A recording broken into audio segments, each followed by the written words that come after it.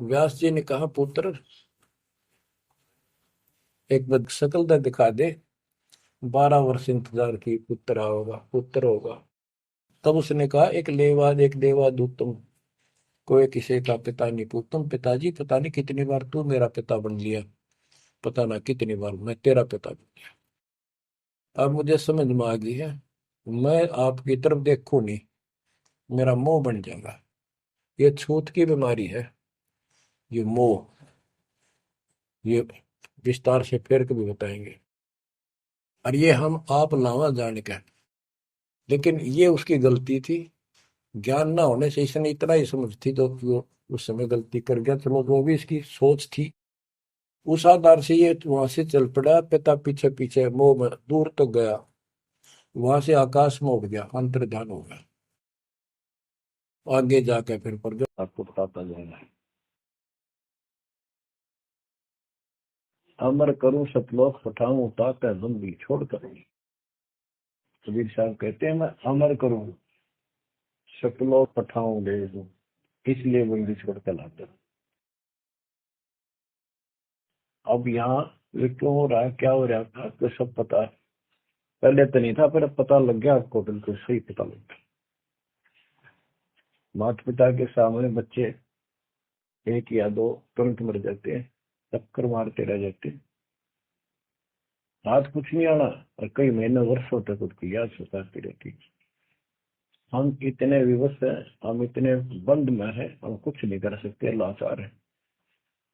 एक राष्ट्रपति किसी देश का, या प्रधानमंत्री, या अन्य कोई सक्षम मानता अपने आप को, उसका इकलौता बेटा मर गया, प्रधानमंत्री, टक्कर मारा वो टक्कर। और उसके पहले जब आकाश में बहुत थी उसकी टूटी, साथ में आकाश में रहा था, उसका दिमाग धरती पे पटक दिया। एक बताते हैं, महाभारत में प्रकरण आता है, द्रोणाचार्य, ये गुरु था कौरव पांडव का, और शिक्षा दिया करता, मोह मत करो, मोह सबसे बड़ा खतरनाक है। द्रोणाचार्य का जब लड़का अश्वत्थामा मरा, मरा नहीं था उस समय तक, ये कह दिया गया अश्वत्थामा मर गया। वो झूठ बुलवाई गई थी श्री कृष्ण में प्रवेश काल द्वारा, कि एक अश्वत्थामा नाम का हाथी था, उसको मार दिया गया। और युधिष्ठिर का बहुत विश्वास करते थे सब कि ये सत्यवादी है, कभी झूठ नहीं बोलता। तो काल ने यह चाल चाली कि द्रोणाचार्य पांडवों की सेना को मार डालेगा। बहुत जबरदस्त तीरंदाज है, बहुत गजब का सूरवीर निशानेबाज है, इसको कंडम किया जाए। तो उसको कंडम करने का तरीका अपनाया कि इसको एक झूठी खबर फैलाई जाए कि इसको थॉमस का बेटा मर गया युद्ध में, फिर ये पागल हो जाएगा। ऊपर तक दुनिया गीत गाती है, जब लग गए अपने, जब पता लग गए तो युधिष्ठिर से झूठ बुलवा दिया कि तूने कह दे कि अश्वत्थामा पीते, अश्वत्थामा मर गया, तेरी झूठ भी ना होगी, हाथी मर गया ना, ये हो जाएगा। तो पहले तो युधिष्ठिर माना नहीं, फिर ये कहा कि हाथी मार दिया है, तो झूठ थोड़ी है। झूठ तो थी है, जो थोड़ा पहले हम छोटे से थे तो यूं कहते, अरे झूठ बोली तो पाप लगेगा, बोला ना, उंगली पर उंगली चढ़ा के बोली थी, एक कौन पाप लगे। यानी ये अपने फार्मूले हैं, तो अब तो पाप तो लगेगा। तो सब ने कहा कि आपका बेटा अश्वत्थामा मर गया, रोना चाहिए। मैं बोला नहीं, मेरा बेटा नहीं मर सकता, नहीं मर सकता, उसको मारने की हिम्मत किसी में नहीं है। कि युधिष्ठिर कह देगा तो मैं मान जाऊंगा। तब युधिष्ठिर ने कहा, अश्वत्थामा आते नर का कुंजट, नर तो जोर तो बोल दिया, वाह कुंजट, भाई हाथी आदमी या हाथी, ये नहीं कह सकता। वो मन मन में बोल दिया। तो यह बात सुनकर अश्वत्थामा आते अश्वत्थामा मारा गया।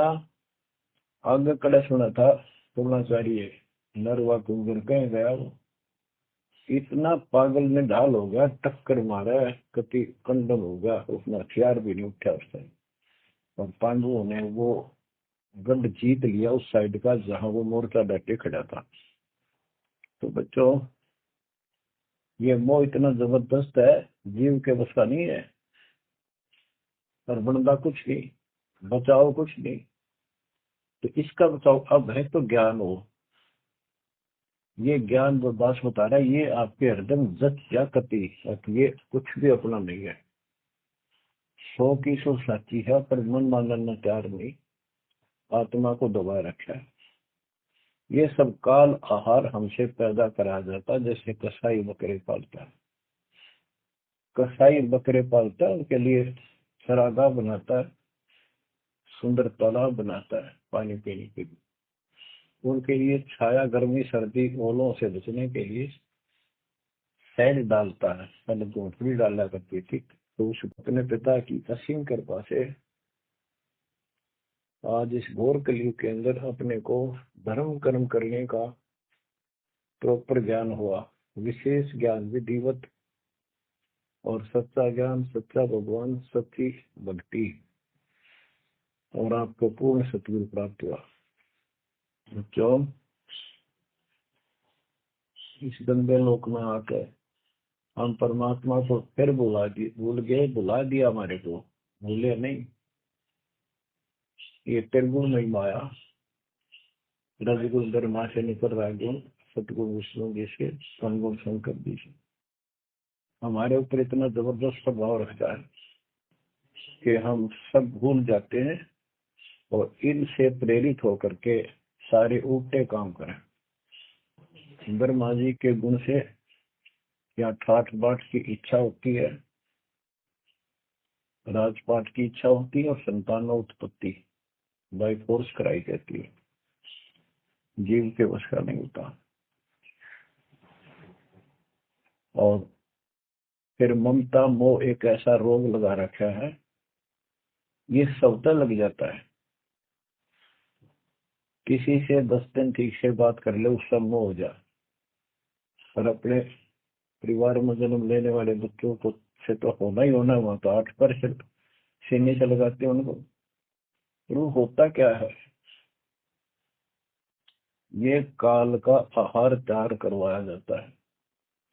गीता अध्याय 7 श्लोक 12 में कहा है कि अर्जुन, रजगुण, तमगुण, सतगुण, रजगुण ब्रह्मा, सतगुण विष्णु, तमगुण शिव जी, इन तीनों गुणों के द्वारा जो कुछ भी हो रहा है उसका निमित्त मैं हूँ। मैं इनमें नहीं, यानी मैं इनसे अलग हूँ, ऊपर हूँ।